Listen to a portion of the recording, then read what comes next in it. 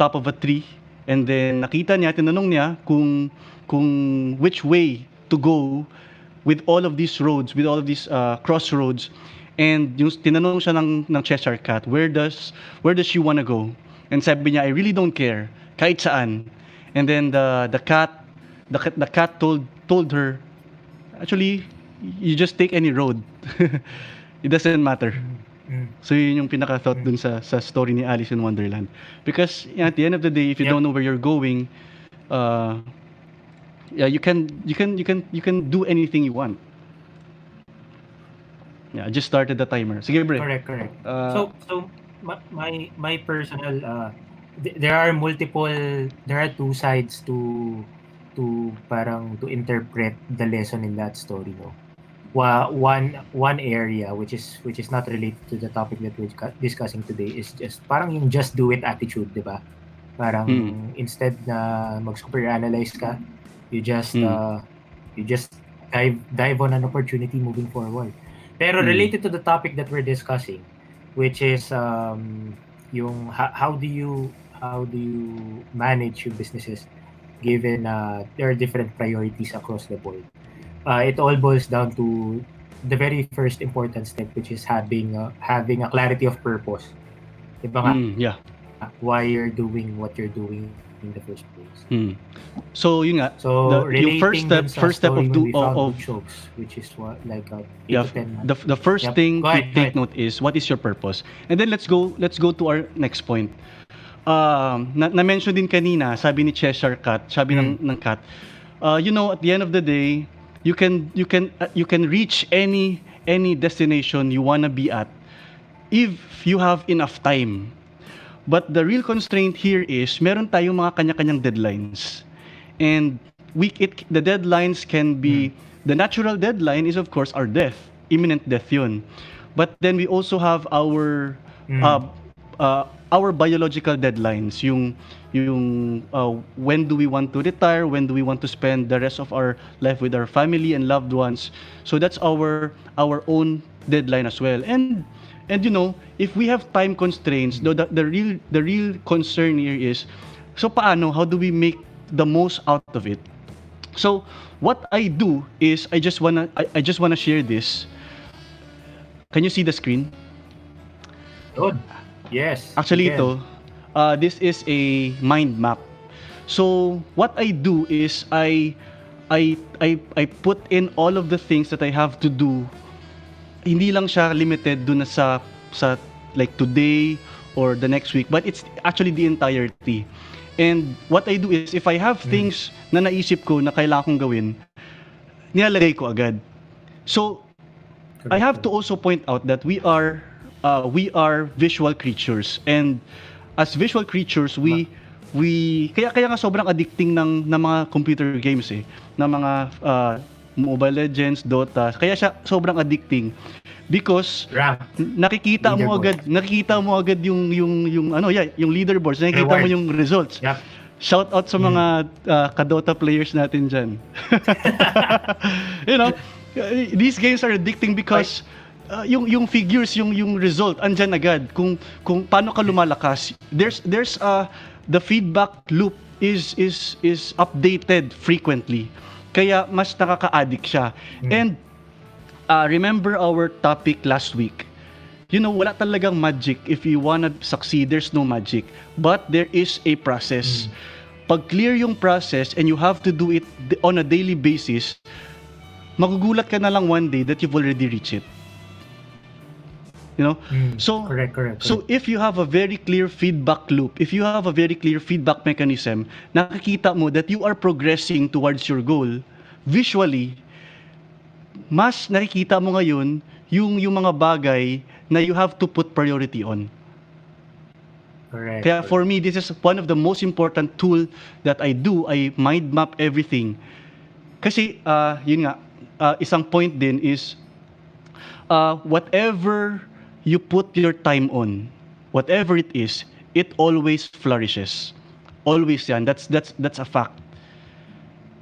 At the end of the day, if you play the saxophone, if you practice it 8 hours a day, 10 hours a day, in 1 year, in 2 years time, you're gonna be good at it.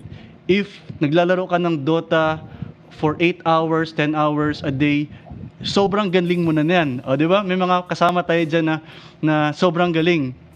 Because whatever you invest your time on, at the end of the day, you're gonna be good at it, definitely. Especially if ginagawa mo yung tamang process. But whatever it is that you're putting your time on flourishes. So if we are to make it simpler pare for the understanding of the majority, di ba? Parang after you have clarity of purpose, alam mo na yung vision mo sa gusto mong gawin eh. Let's say in a business. So what needs to happen next? Kumbaga, you need to set goals, you need to write it down, and essentially you need to schedule what needs to be done. Di ba? Yes. Para you would separate what's important from the always urgent. Kasi yan yung typical na laging problem ng mga tao ngayon. Kumbaga, maraming tao, for example, gusto kong magtayo ng negosyo or gusto kong mag-franchise or gusto kong mag-online selling. Pero hindi nyo naman ginagawa ng paraan in terms of sa oras, di ba? And this is not a dig sa mga, ang dami ko lang naiimbita sa mga ano. Pero this is not a dig, pero what gets scheduled gets done. Diba? Yes. Lahat tayo busy. What gets visualized, what gets visualized gets done. Kasi, yun nga, at the end of the day, meron tayong, once, alam mo ba na there's a particular experiment, yung mga chess players So, yung isa, there are two tables. The first table, meron dong expert chess player, chess master. And then the second table, yung ano lang, yung hindi masyadong magaling. Casual. Yeah, casual player. And then what they did is, gumawa sila ng isang snapshot ng chessboard. Snapshot talaga. And then pinost nila dun sa side ng track. And then yung track na yun, in a few seconds, pinadaan nila sa harap ng dalawang players. The first one is the master, the second one is the casual player lang. So what happened was, snapshot ng isang master game, and then they snapped it on the track. Dumaan yung track, and imagine what? Pina-recreate sa kanila yung exact scenario ng chess pieces sa board. Placement. Pinaplace nila. And what happened was, yung chess master of course was able to do it perfectly. Yung casual player, sobrang random, hindi niya alam. But here's the gist. On the second experiment, what they did was, hinalo-halo nila yung chessboard pieces. Hindi nila nilagyan ng pattern. Random pieces. Tinap nila dun sa track, and then pinadaan nila yung track. And guess what happened? Both of them, the casual player and the chess master, wasn't able to recreate the scenario, the chess pieces. And scientifically, what's the moral there? Scientifically, it was proven na our brain is limited in terms of short-term memory. Correct. We can only take in about 7 chunks of information sa short-term memory natin. And beyond that, we cannot do it. So bakit sa chess, if it's a game, a snapshot of a game, bakit nagawa nung chess master na i-recreate yung chessboard pieces? The simple answer there is because yung chessboard pieces, may mga patterns yan. Well, I've also played chess, so may mga patterns. And usually, it's about 5 to 7 patterns in a given time. So once na nalatag mo yun, kinukuha mo siya as di ba, alam mo yun yung mga Queen's Opening, the King's Knight, something. Correct. May mga pangalan yan. It's because there are patterns. But if you put in random chess pieces, you have about 24, tama ba? How many pieces? 16? 16 times 2? That's about tama ba? 32? 32. That's about 32 chess pieces randomly scattered on the board, and hindi makaya ng brain mo to process it. So, the same is true with our goals. If we cannot look at it, kaya parang ang gulo-gulo natin, di ba? Parang dami-dami nating responsibility. But once we are able to put it on a mind map, when we are able to see it, nakikita natin yun, ano yung bagay na kailangan nating i-prioritize. And correct. Ang pinaka-important dito, I think if there's a takeaway in this podcast, it is being able to say no. Say no to the things that will not help you push with your goal. So, Yeah, you raised yun. that question. You raised that point when we were having the pre-session, pare. Parang ano siya, it's ayun, yeah, nagka-brain fog ako. Having the it's focusing on what's important versus the always urgent, 'di ba? Yes. So actually kung nakita mo, if I can draw it back, yung mind map ko actually have color codes. So nakalagay diyan yung what I have to do today, what I have to do in the next week, ano yung mga things na kailangan kong pag-isipan. There are creative stuff, there are mundane stuff there. So andyan siya lahat. So if I'm able to look at it every day on a daily basis, tapos oras-oras tinitingnan ko, have I done this? Have I not done this? Ano siya, you become very productive with that simple tool. For the viewers in the room, libreng screenshot. Hindi, pero are we saying na mind mapping is the only effective tool that the viewers can use or any entrepreneurs right now? That's that's the step by step. So first, you should have the clarity of purpose, and then second, you should know, you should be able to visualize it. Kasi once na visualize mo siya, kasi ang bigat, 'di ba? Minsan parang ang dami kong kailangan tandaan, pero once na nasulat mo na siya, na visualize mo na siya, and nakikita mo, magugulat ka, sobrang gaan na lang. And then you will be able to parang prioritize what you have to do today, tonight. And magugulat ka rin na pwede mo palang masaksak lahat ng mga kailangan mong gawin. And what you also want, what you enjoy doing, masasaksak mo siya ngayon. Because if for example, playing a computer game is enjoyable for you, and nakikita mo siya on a bigger picture na wala siya ng stress, nakakaalat ka ng time sa kanya na tama lang for you to be able to enjoy it. Pero if wala, sometimes nadidisbalance yung mga ano mo, like you spend too much time, na-burn out ka na doing this kasi you forget all the other stuff. But if you're able to see everything, tapos nakakapagsabi ka ng no, I only have to do this for an hour, ito kailangan 2 hours lang, ito 30 minutes lang, then saying no is easier because nakikita mo nga. So yun. So correct. First, clarity of purpose. Second, na visualize mo siya. Visualization. And now here, let's go to the third one. You should be able to focus on your strength and you outsource all of your weaknesses. Yun nga, our time is limited, but may mga bagay na people can complement us, or yung tools na to napapabilis yung ginagawa natin. So if you are not good at for example at finance, why not buy a system that's very good at finance? You spend the bucks, pero nawawala yung possibility of you committing an error. No? Yeah, you invest in productivity. Always you have to exchange something for something else that will make you more productive. And ano yung pwede mong usually ano yung pinaka cheap exchange? That is money. You buy the stuff in exchange for those things that will make you productive. Hire more people that are good at what you are not good at. Say for example, mahina ka sa kailangan mo ng finance, hire a good finance officer, hire a good human resource officer, hire a good IT expert, because that is in exchange for your time that is limited. Kinukuha mo sila, tinatap mo tong mga resources na to be able to make you more productive. Parang as a business owner, if you count yung a certain task or area na ikaw yung gagawa, kumpitin mo yung, if you wanna dumb it down sa Monday rate mo, di ba? Ano yung per oras na rate mo, and if you do a certain task, can it be done by another person at a more effective manner? Yeah. Instead of you spending your time in that. Very important yun. Yep. So yun yung 3 points natin. First, you have to have a clear purpose, number 1. And number 2, understand that there are tools that will make visualization easier. And then number 3, focus on your strength and you can outsource all of your weaknesses. So basically, which is essentially automation.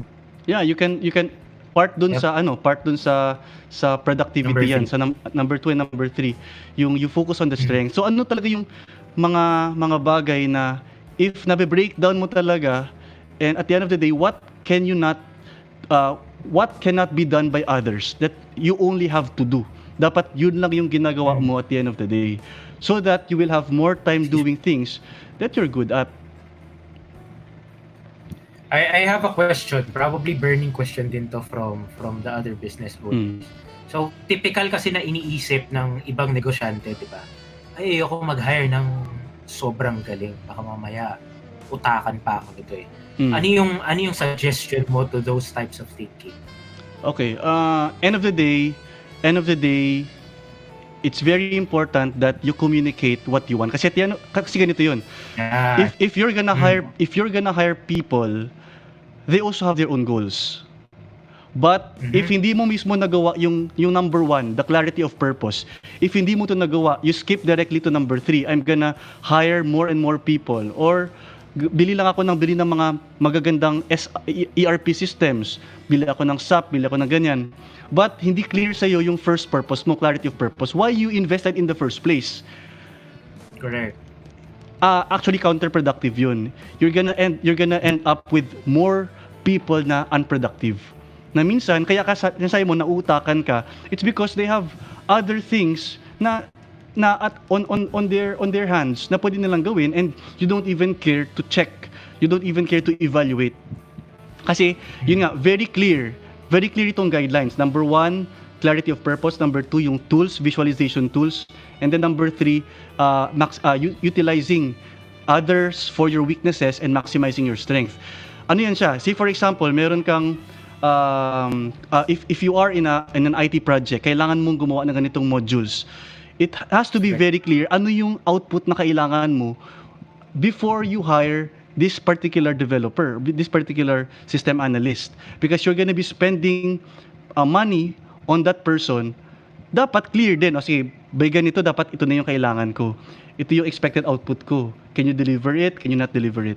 Kasi, hindi ka dapat, traditionally, you would hire people for parang expecting them to be at your service for the rest of the business life, which is perpetual, di ba? That's the assumption. But ang problema is, kahit sa IT nga, di ba? Ang dami-daming we guys jump at different job offers, di ba? Parang ang bilis. Yeah, yun yung generation ngayon.